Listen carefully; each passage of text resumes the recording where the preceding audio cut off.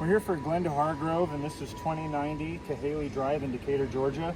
As you see, we got a lot of missing shingles. In fact, I just want to kind of point something out.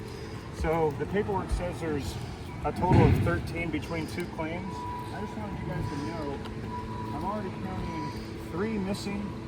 You can see one below this pipe jack right here, 2 right here. Finding some creased shingles right here. This one's actually really bad to where when I just barely touched it to write my chalk on it, it broke off. So we got some creased shingles here, 2 on the front, 2 on this front. We have 15 over here. Hold on, slow down.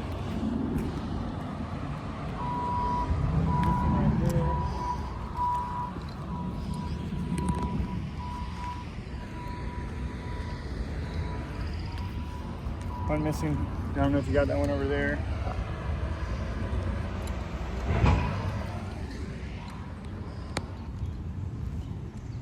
I count 19, not 13.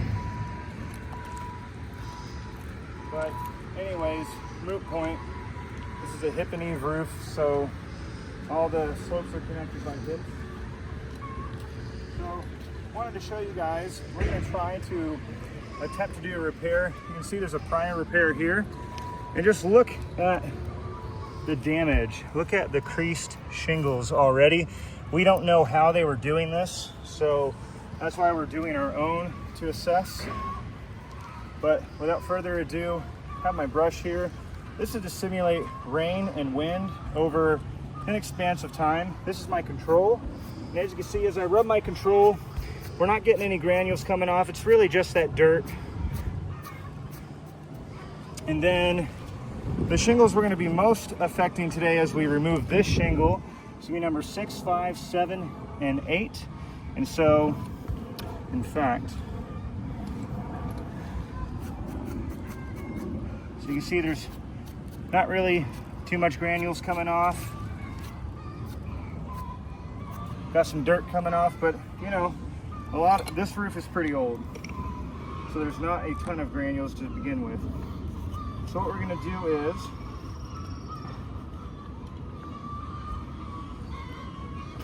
we're going to unseal the shingles.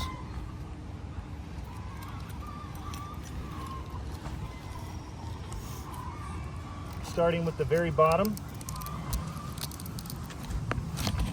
And it is very brittle. Can you close in on that? It's already breaking, so we'll just try to be super careful.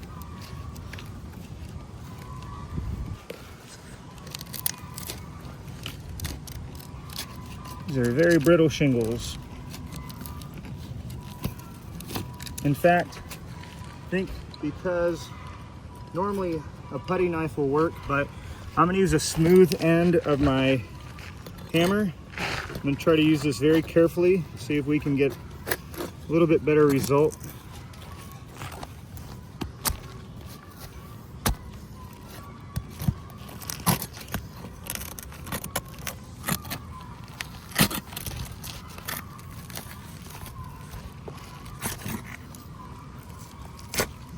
Okay, so we got a lot of material transfer here.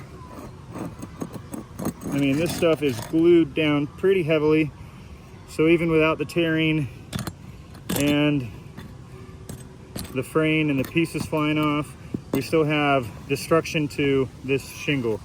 Luckily, this is the one we're removing, so that's good because that's going to kind of give us an idea of what we're looking for.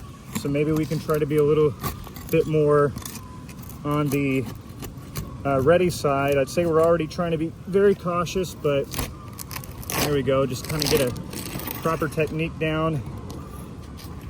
So that one's pretty good. We're still getting material transfer, however. That's where this fiberglass is tearing off the bottom and it's sticking to this. So that doesn't get fixed by just using caulk. That's a broken shingle. So now we're going to try to unseal number 6, this side tab.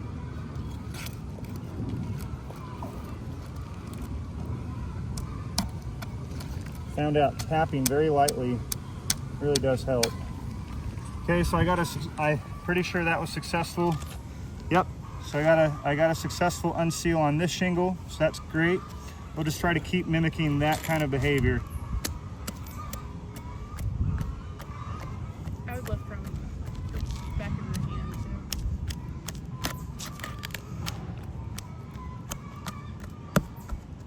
too. Okay, I feel a nail right there, so I'm gonna switch sides because I feel like I'm on a good track here.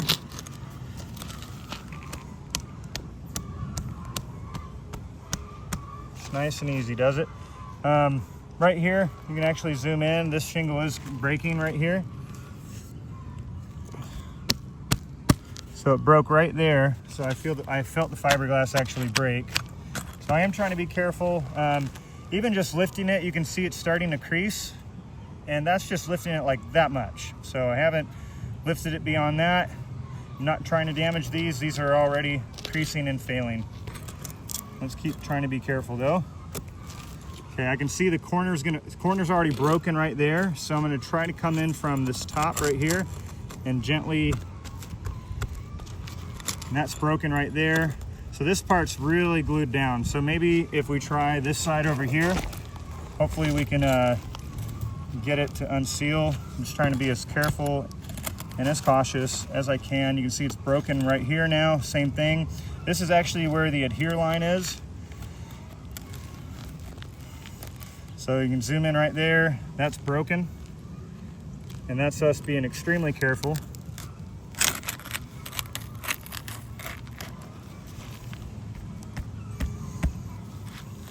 Losing lots of granules and getting lots of broken fiberglass mat. Right here you can see my hammer's poking through. So I'm going to try a different angle, hopefully don't do too much more damage. This thing's really adhered though.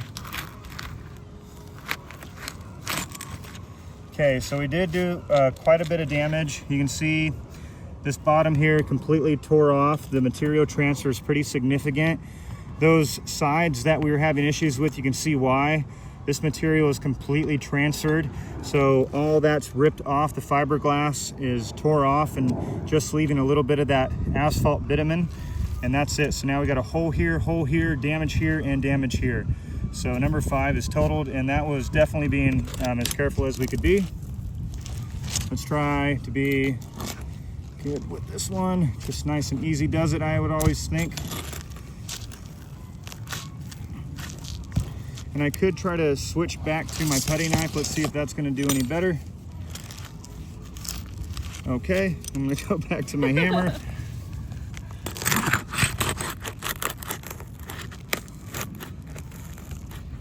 It's right there where you got a really good, you can see the bottom here, it's completely transferred. You got a hole in the shingle right here. So that is done. Okay.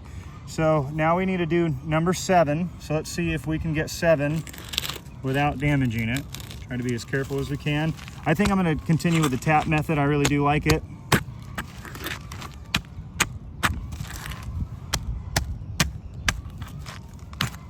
Okay, that was pretty good. We still have material transfer, but it's, you know, it's damaged, but you know, if we're just sake of an argument, you know, saying probably what's the best technique and method is probably just slightly tapping a mag hammer that's rounded at the end. Okay, so number 7 is definitely way more adhered. Just gonna try to carefully do it in some areas here. Okay, so that tore right there. That was really adhered, but luckily it got us into. So let's see if our tap method could finish it off without causing further damage. It's doing pretty good, but I do hear the fiberglass ripping off of this shingle. It's really adhered. There's not a lot you can do when it's like that. It's just an irreparable state. It's been on the roof for a long time, and it's really good bond of that adhesive to the fiberglass. So we got a hole right here, but then you can even see all this material transfer right here. So that was the part I was feeling. I could feel it in here, that fiberglass just tearing off. So you get a good shot on that. It's kind of looks like a tail. Okay, and then we got that broken edge right there.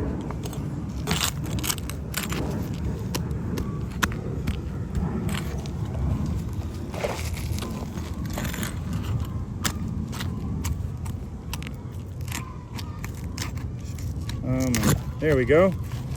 Just a material transfer right here. And then this side was actually unadhered, so just this damage to the bottom of this shingle right here. You can see all that fiberglass kind of shining in the light where it tore off. So still damaged, but you know, at least it didn't make a hole in the shingle. All right, so now we're going to remove the fasteners, and I'm actually going to mark where they are, so when we're plugging in the new shingle, that definitely won't be a match. This is 1000% a discontinued shingle, just because you know, they don't have these white and gray and green granule shingles anymore. This is not available whatsoever in today's market.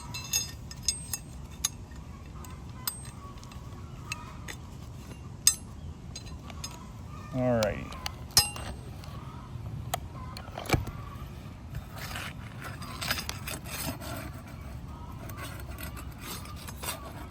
First nail is going to be right here.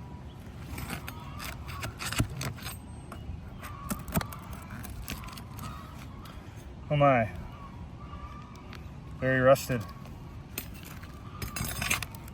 Second nail is going to be right there.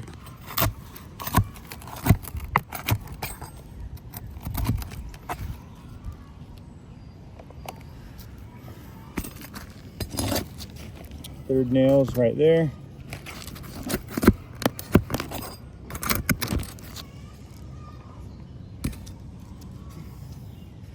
All right, so we got one right there.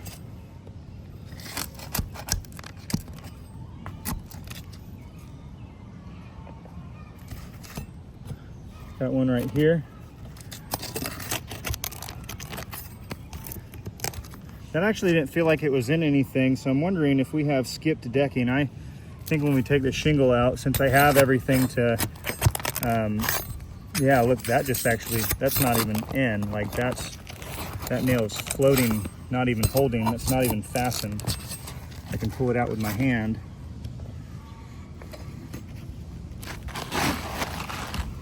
So since we're here, let's take a further look here since I got everything I need.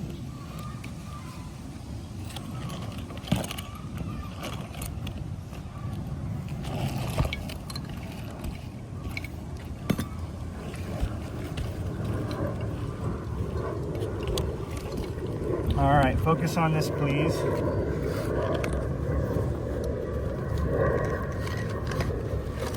Oh, we're gonna put underlayment over this when we're done, so I'm actually gonna cut this away so I can get a good read on the underlayment.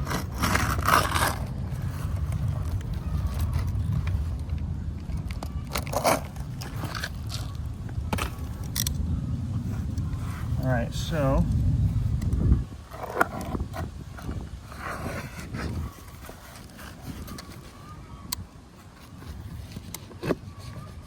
yeah, I feel a big gap right there. Let's check it out.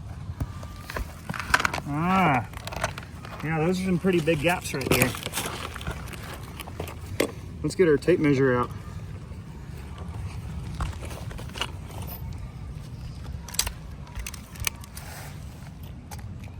Oh, that's reading over 1/4 inch. That's almost 1/2 inch. That's a pretty good gap right there. Let's see, we're measuring it at, start from the top of this 2. Yeah, it's greater than 1/4 inch, that's for sure. Just a little bit more than 1/4 inch. 1/4 inch or greater, really. Doesn't need to be, yeah, that's reading just a little bit more than 1/4 inch as well. So these gaps are pretty big. This is definitely not up to code. State of Georgia adopted the 2018 IRC, so we're going to have to get that code and submit that to State Farm, because this is not in accordance with local building codes or the IRC. So we can't, technically you can't even repair this roof. You'd be in violation of code and of manufacturer's installation instructions, which abides code. So what we're doing today is we're not doing a repair assessment. At this point, we're just proving that this roof is not up to code and can't have individual shingle replacement just because we'd be in violation. These are greater than 1/4 of an inch and more. I'm going to get in the attic and see if there's even bigger gaps, which I'm sure there will be, because I've seen a lot of these builds, when you start moving up, they get bigger and gnarlier. Usually that's the case, but we'll take a look. We'll get a lot of pictures. This looks like a case for just a full roof replacement at this point. So Stacy, I'm going to have you take a look at that real quick. I'm going to have you pause, and I'm going to get some underlayment. I want to pause this video, and we'll underlay this, and then we'll get back to it.